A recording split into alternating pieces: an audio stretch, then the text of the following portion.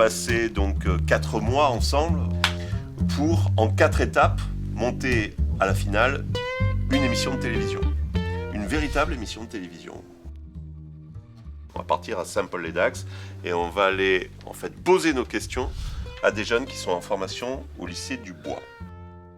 Je pourrais poser, est-ce qu'ils aiment travailler dans la filière bois?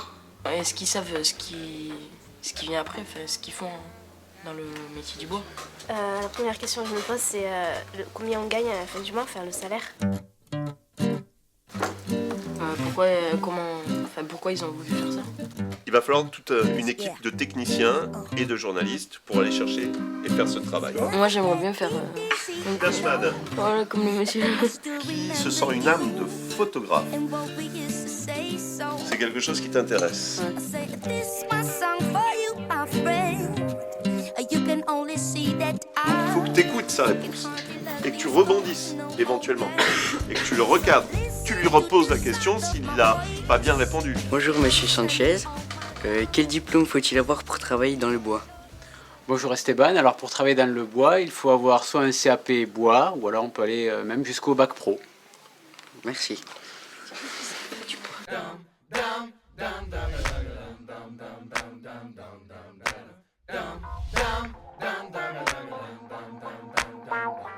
Quelles sont les qualités requises pour exercer le métier?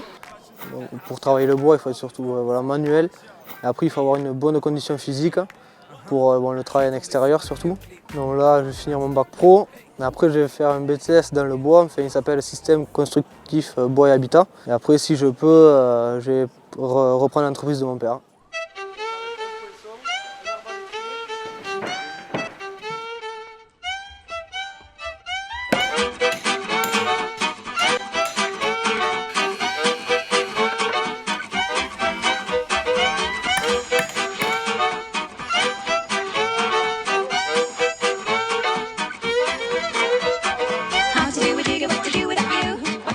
Alors j'ai eu donc mon brevet des collèges, après je suis venu ici pour faire un bac pro menuisier agenceur en 3 ans. Après j'ai continué sur un BTS en DRB initial qui ne m'a pas plu et donc j'ai arrêté, j'ai travaillé et là j'ai repris cette année les études. Pourquoi tu as repris les études? Parce que je voulais absolument perfectionner mes connaissances dans le bois. Alors si j'ai mon BTS, après ça sera la licence et après la licence si ça se passe bien pourquoi pas le master.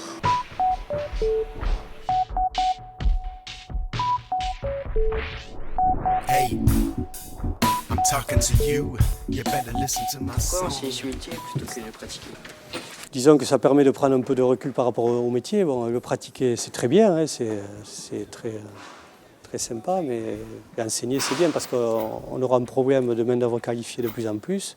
Donc si on n'a pas des jeunes, il faudra bien en former. Et pour en former, il faut bien qu'il y ait des formateurs.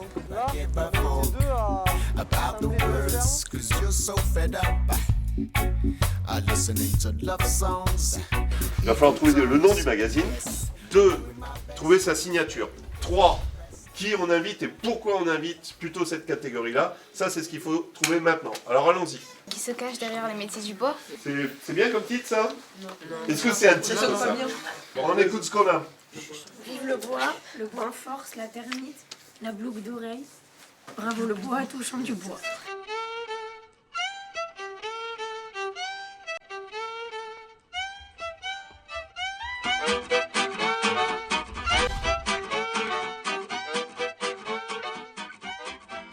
Bonjour à tous, je suis ravie de vous retrouver sur le plateau de Chouette du Bois, les secrets d'une filière. Pour ce faire, nous allons accueillir un artisan charpentier couvreur, puis nos 2 chroniqueurs habituels. Bonjour monsieur Didier Massy, artisan charpentier couvreur. Bonjour, très heureux d'être parmi vous. Oui, nous avons questionné une vingtaine d'élèves de 5e, 4e et 3e qui nous ont donné leur avis sur le métier du bois. Je pense que effectivement les métiers du bois ne sont très peu connus et mériteraient de l'être un petit peu plus. Et justement, dans quel métier du bois trouve-t-on ces métiers? Dans l'exploitation, dans la construction, dans les matériaux, dans l'art du bois, dans l'agencement et l'immobilier. Et ces métiers sont-ils susceptibles d'intéresser les jeunes? Oui, je crois qu'aujourd'hui, beaucoup de jeunes commencent à venir vers nous par divers moyens et je crois qu'ils s'intéressent énormément une qualité de jeunes et commencent à regarder nos métiers d'une manière intéressante, sachant que c'est des systèmes de construction, c'est des systèmes basés sur le bois, quelque chose qui redevient un petit peu au goût du jour. Pour la prochaine émission de Chouette du Bois, nous recevrons la classe de CM2 qui va nous parler du séjour de découverte dans la forêt des Landes. La classe de 3e 2 d'ODP du Collège du Pays d'Ortre remercie la société Eurofilm pour son soutien logistique.